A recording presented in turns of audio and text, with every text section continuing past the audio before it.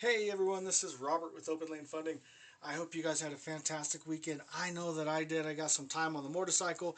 I got some real positive movement on the car, so everything worked out. I talked about a little bit last weekend, project cars. I would stay away from your hobby. I'm working on cars, right? A lot of stress involved with it, but you get weekends like I got when I actually had something actually go right. It reminds me of why I love working on cars. And same with the motorcycle. When I got some nice weather, jumped on the bike. It was beautiful. I loved every second of it. Had to get a new battery. That was a whole nother thing. But you know what? It is what it is. I got some road therapy is what they call it. All right. So last 2 weeks ago is when I gave a video. And what I talked about where the rates, rents, and foreclosures were heading for 2026. And today I'm going to do a fast what's changed since then update, right? No fluff, just the deltas you actually need when you're building your pipeline or structuring your buy box. Okay, let's start with the rates because that's what moves everybody first, right? That's the first factor on what you're going to do generally. So let's talk about it. In the last couple of weeks, the average 30-year fix has bumped up slightly in national numbers, and they're coming in around 6.3 to 6.4 versus where they were at the week previous, or the 2 weeks previous, and it was about low sixes, right? Forecast is nothing's changed dramatically, right? So that's fantastic. Bank rate, Fannie Mae, and other forecasters still see us averaging at about 6 flat to maybe about 6.1, with the range depending upon lenders to about 5.7 and 6.5. All of that is also going to depend upon where inflation and Fed timing comes in at. For investors, that small move up in that conventional 30-year rate also bumps up the DSCR and non QM, non qualified mortgage pricing, right? They're generally sitting in the mid to high sevens to about the low nines. That's for the typical investor. For good, savvy investors, I can still get you guys in the low sixes. It's just case by case. There's a lot of factors that go into it. So reach out to me so we can see what I can get you qualified for. The story is overall, near-term rates, they are a hair higher than they were 2 weeks ago, but the midterm outlook is still unchanged, right? So still playing around that 6% mark as your base case. Do not treat, right, the any possible upside on refinance rates. Don't treat that as your main focus. Use that as an upside possible upside, right? Uh, don't use it for your main purpose. Now let's talk about markets and appreciation. This is the fun one, right? Everybody's got to know where they got to invest in, right? Nationally, what there's some new data from several sources. What it does is it's reinforcing that the buyer-friendly markets are the ones we've already discussed, right? Markets in 2026 that are clustered in Midwest and the Sun Belt. Zillow's current list still looks like Indianapolis, Atlanta, Charlotte, Jacksonville, Oklahoma City, Memphis, Detroit, Miami, Tampa, Pittsburgh. These markets are where affordability is better, competition is lower, and there's still some upside. And when they hit a couple cities in there that are great investment possibilities, right? But you got to be careful. So, individuals looking in Detroit, if you're looking to get into buy and fix, maybe refinance or sell, Detroit, you got to be careful because the land bank. I don't know if anybody knows what that is. The Detroit Land Bank, when they sell you a property, they maintain first lien position at all points in times. So it is impossible. I wouldn't say impossible, but it is insanely hard for just anybody to get financing there. You're going to have to be a well qualified borrower if the Detroit Land Bank's involved. Now, if you get a property that's private party, you're fine, right? Detroit's a fantastic market. There's a lot of upside potential there. And Pittsburgh. The other one that I really want to highlight is Pittsburgh, is because if you're not local or don't have somebody that can locally manage that property, I would stay away from Pittsburgh. Pittsburgh is really hard when it comes to property management companies and when it comes to contractors. I've had a lot of issues with loans that have closed, that issues have happened. So I would stay away from that unless you can drive to the property, have somebody that you really, really trust that can manage and push these contractors and find contractors if the ones disappear.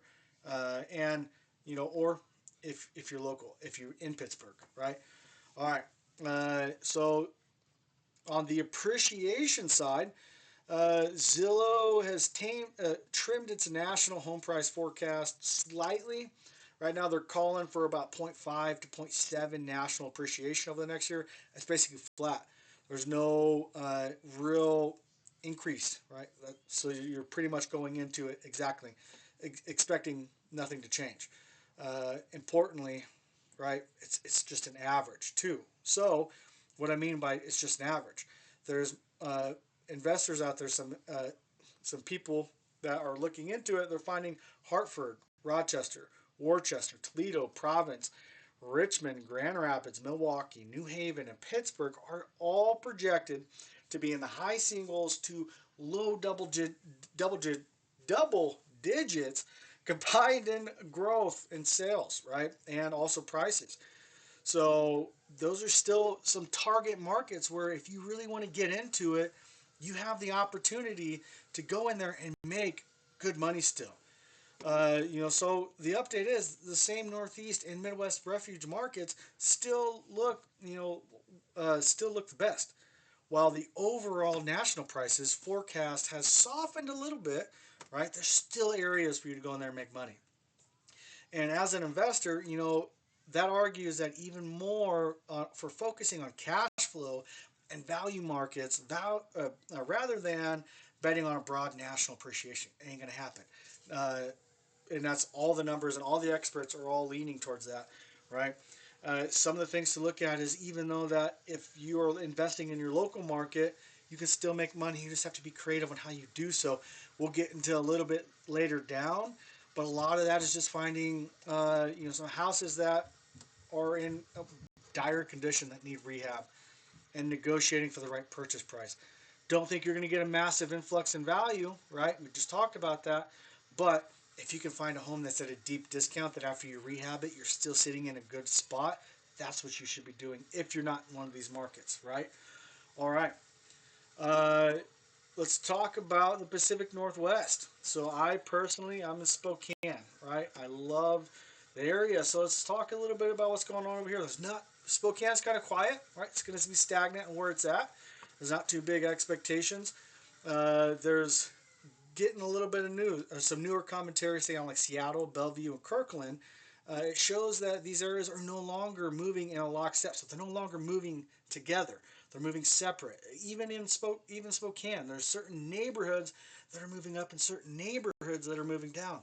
Right, so Seattle is still reasonably active with buyers and sellers engaging in realistic pricing points. Bellevue has some of the luxury and higher end segments that are slowing, especially on the west side with longer days on market. We talked about that last time, is avoiding luxury homes for the most part. There are certain target markets that high end and luxury homes still work, but for the most part, I would stay away from luxury and high end items. There are certain areas like I just talked about, say like Kirkland, right? Kirkland, family oriented product is holding up better than some of the high end segments, even though they're still getting good traction on the high end segments in Kirkland. So that's pretty awesome, right? It's reflecting more stable demand in Kirkland. And on the rental side, a recent snapshot of the Seattle Metro shows vacancy in King County around 3.9%. That's up about 1% over year, and cap rates about 5.2%, which is a noticeable shift from the ultra tight days, right? So for the update in the Pacific Northwest, it is more segmented. Okay, you can't just say Seattle area anymore. You have to think about particular submarkets and product types, especially if you're using DSCR and you're planning to hold. You have to be very particular when you're underwriting these transactions. And I can help you with that, and we can help build a plan that customizes for you and your needs. That's my job, is to make sure that you have the tools that you need to get these deals closed and be profitable, right? My success is through your success. Now let's talk about rents and vacancies. This is another fun one, okay?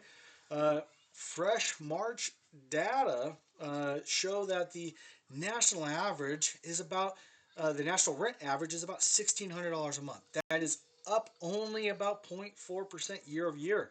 Again, just like the values, it's flat. Okay, that has a lot to do with inflation.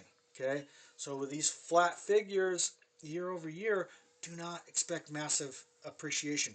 Underwrite your numbers conservatively. That's how you stay in the game. Okay. More importantly, they peg that the national vacancy rate is actually about 8.6% right now, which is up from the 7% mid ranges where we were talking about a couple weeks ago. So it's climbing, right? Because there's a lot of new construction, and we'll get into that a little bit further as well on where to start focusing. Well, while it's well above the ultra tight conditions of 21 and 22, right? So there's some positive about that. But it's be careful where you go, right? Be focused. Don't love the property, love the numbers. Stay focused on the numbers. City level, they highlight places like Fort Myers, Naples, and parts of Texas and Colorado with mid single digit rental declines, illustrating and that oversupply is really biting in to the Sun Belt, because these are heavy build areas. They've really loosened it up on building these new construction homes. So what's that doing, right? That's bringing buyers in, not renters. So maybe it's time for you to look at your strategy. Maybe sell some of the properties you got some good equity in. Maybe it's time to move off of them and move into something else, right? So just focus on stuff like that, and always think, me and you can talk when you get to that point, so that we can say, okay, hey, does this strategy still work best for me and what the current market is? Um, what we're looking at right now, combined with Realtor.com support and other experts, showing that vacancy is about 7.6, also still across the 50 largest metros, not nationwide, but the largest metros, with about 44 to 50 of those markets now renter friendly. Okay. Uh, the updated read is, it's very clear. We're firmly in that renter advantage environment nationally, and trending that way in a lot of local metros. Okay, from underwriting for checking your deals off. Right, this is what we're talking about. Assume modest rent growth at best, and stress test for slight higher vacancies and concessions, because you're going to have to start doing that. And a renter friendly, they're going to get a lot more of what they want. Okay, lean into solid middle market products and supply constrained submarkets. So areas where construction's not happening. That's where you want to get into buying rentals, right? If you're in somewhere and you already own it and they're building it, okay, well maybe it's time for you to sell, because it's going to start getting pretty difficult when putting in rent increases, when putting in new tenants if they go by, right? Now let's talk about foreclosures. This is probably one of the biggest updates here. So in February 2026, the foreclosure report and its newest data points, it shows that 38,840 properties with a foreclosure filing. That's down. This is down 4% from January, but it's up 20% year on year, right? 20% from what it was last February. And now that is also a 12 straight month year over year increase in foreclosure activity. That's massive. Uh, but, right, even though the foreclosures are up about 14% year over year, and completed foreclosures are up 35%. This is more kind of like a continued gradual foreclosure, like normalization kind of thing. Uh, all of that is still good, because it's well below the historic averages. So yes, it's year over year. It's a little scary, but it's below lower the historic average. So what does that mean for investors? Okay, that means that prices are going to stay, right? It's all it is actually bringing in inventory and opportunity for real estate investors. And that is fantastic, because that's what you want. You want that opportunity. Uh, yes, it sucks that people are losing their homes, but as an investor, you need to focus on how you can make your community better in the negative, right? There's always a light in the darkness. And that light for us right now is the opportunity that's going to be there.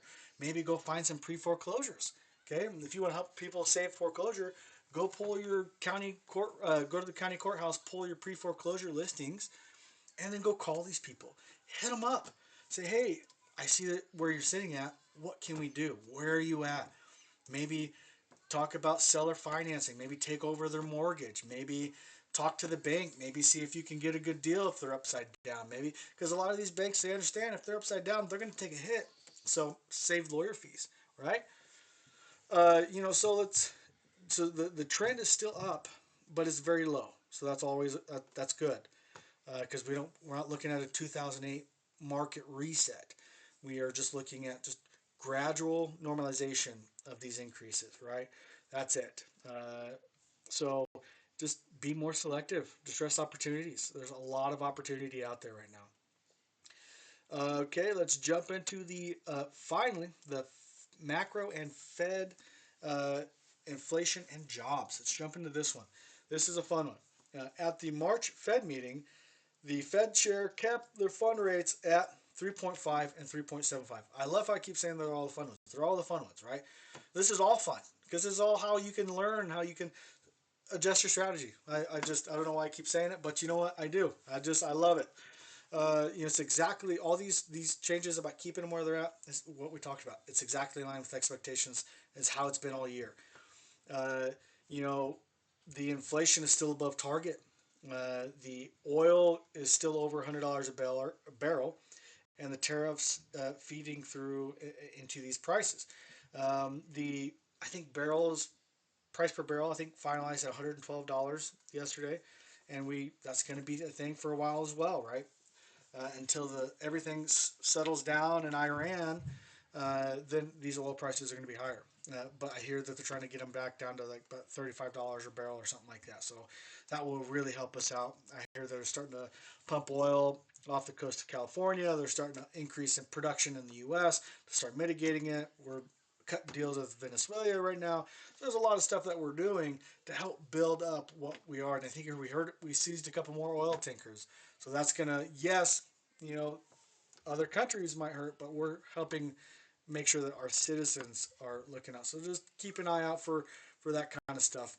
Markets right now with the labor data, it's softening. Um, so job growth has slowed, and there's still signs of weakness, but there's nothing to justify aggressive cuts yet. Everything is still leaning towards a first cut around mid-year, but the Fed is clearly comfortable holding it on, right?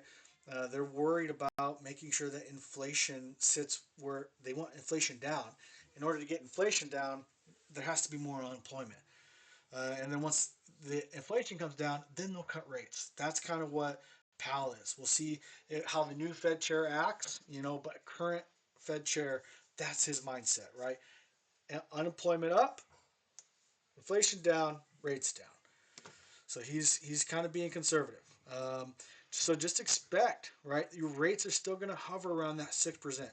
There might be some volatility, no collapse, right? Not down to the pre-pandemic or the pandemic numbers where they're at 1 or 2%. I think somewhere at 3%.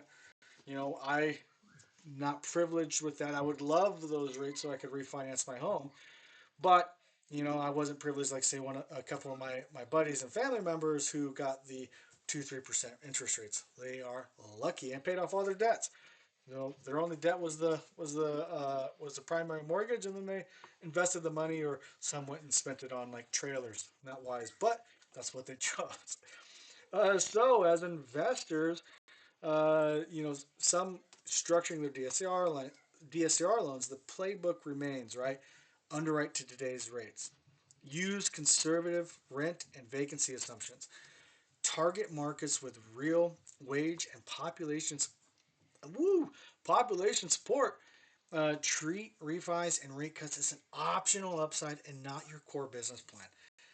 That's kind of a breakdown of how it's been in the last couple of weeks. I am here to help you guys in any way that I can. My direct number is 208-215-9936. Please call me, text me. My email's rhopenlanefunding@outlook.com. email me too. If you got a deal, you want some numbers ran, let me help you. That's why I'm here. My job is to help you be successful. And there's a lot I can bring to the table. So you let me know what you need, and I'll let you know how I can help. I hope you guys have a fantastic week. I know that I am. I heard it's supposed to be nice and sunny out. I might sneak off midday for a lunch ride. We'll find out. But we'll see how busy it is. Hopefully, I'm too busy to do so. Thank you guys.